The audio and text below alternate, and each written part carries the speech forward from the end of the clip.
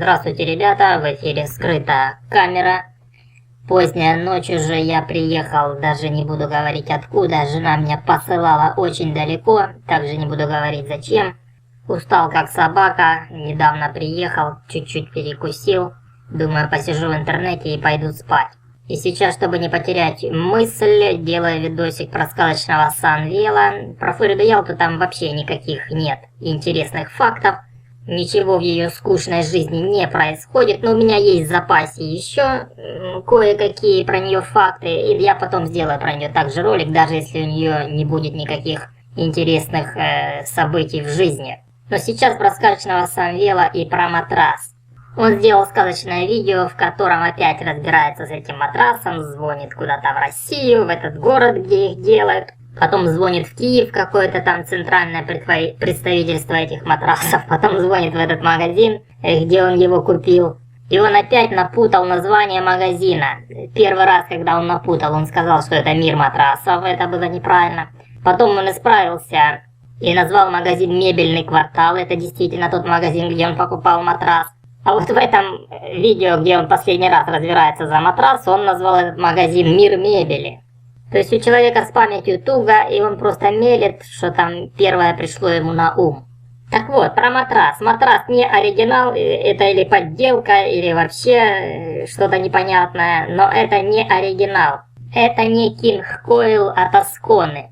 Когда он дозвонился в Россию по WhatsApp, то там показали ему конкретно, где должна быть этикеточка, пришита на матрасе. И там какие-то артикулы, название матраса, дата выпуска и всякое такое. Санвел обошел весь матрас, такой этикетки у него не было. Все. Это значит, матрас не оригинальный.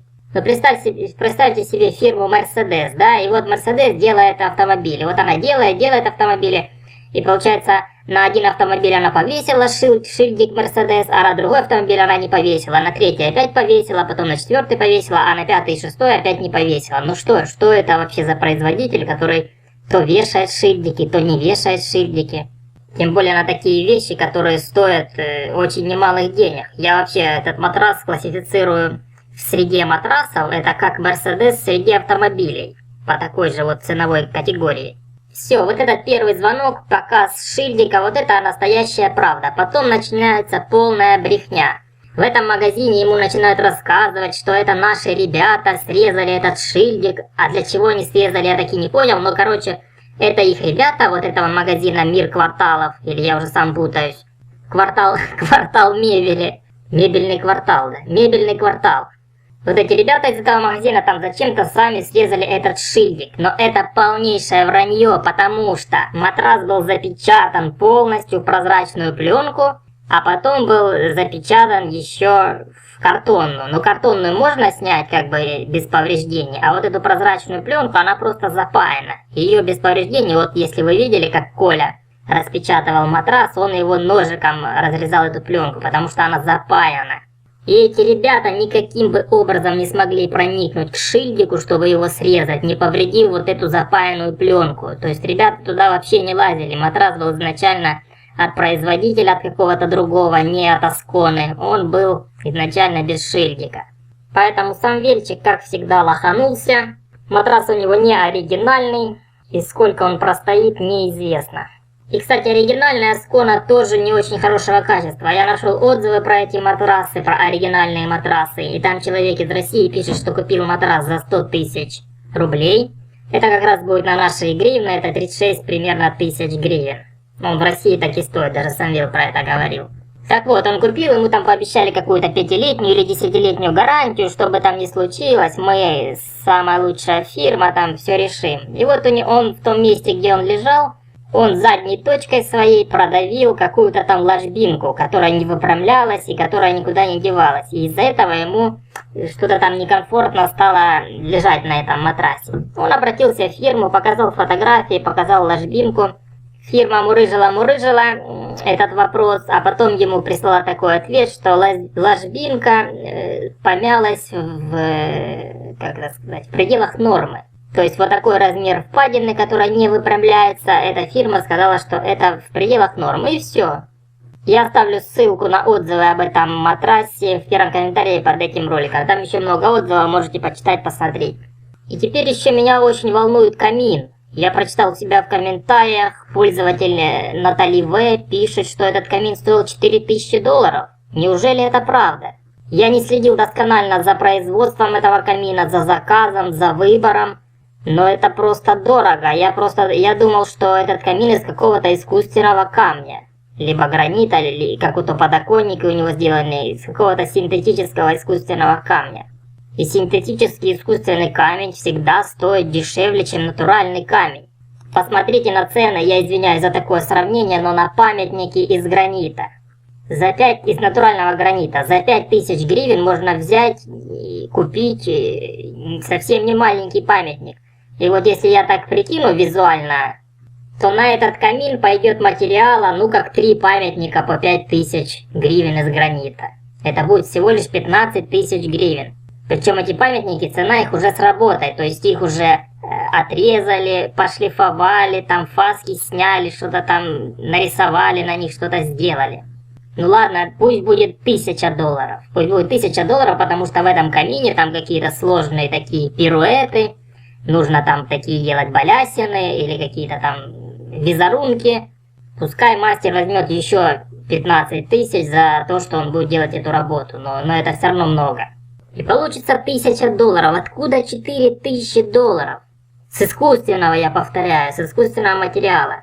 Я опять же повторюсь, я не смотрел, как это все выбиралось, где это выбиралось, но почему-то мне подсказывает какой-то внутренний голос, что эту каминную мастерскую посоветовал дизайнер Володя. Поправьте меня, прав я или нет.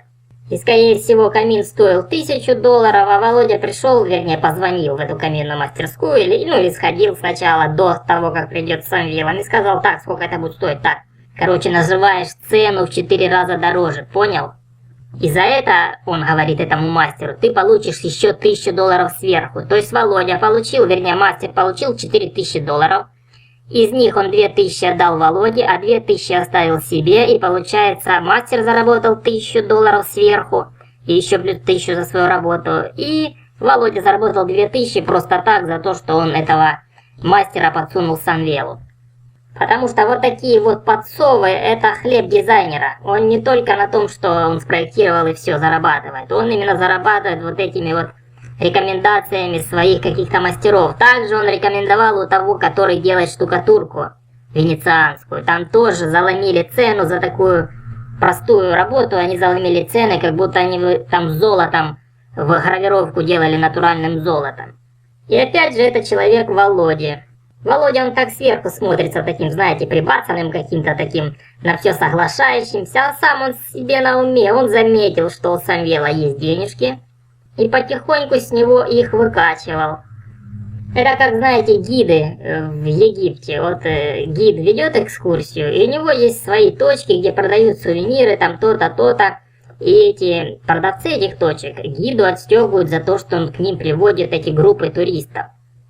Также поступает дизайнер Володя. Ему отстегивают те мастера, какие-то там ремонтники, которым он приносит заказы.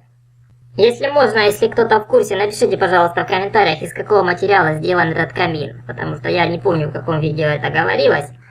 Но что-то мне подсказывает внутренний голос, что это сделано из искусственного какого-то камня. Но этот Володя много кое-чего рекомендовал. Я уже не помню что. По-моему, шторы тоже, это его контора. Магазин плитки, по-моему, выбирал Володя. Особенно у той пористой, которая в ванной поклеена. По-моему, раковину. Ну, короче, они много с этим Володей ходили именно туда, куда показывал, что нужно сходить. Володя показывал, а Самвел шел. Так что вокруг Самвела собрались гиены, падальщики, которые только думают, как откусить кусочек этого пирога, который есть у Самвела. Реальных друзей, честных мастеров, честных каких-то бизнес или там просто партнеров возле Самвела нет. Все, ребяточки, я спать. А с вами был Виктор Алексеевич, канал Скрытая Камера. Не прощаюсь, увидимся. До свидания.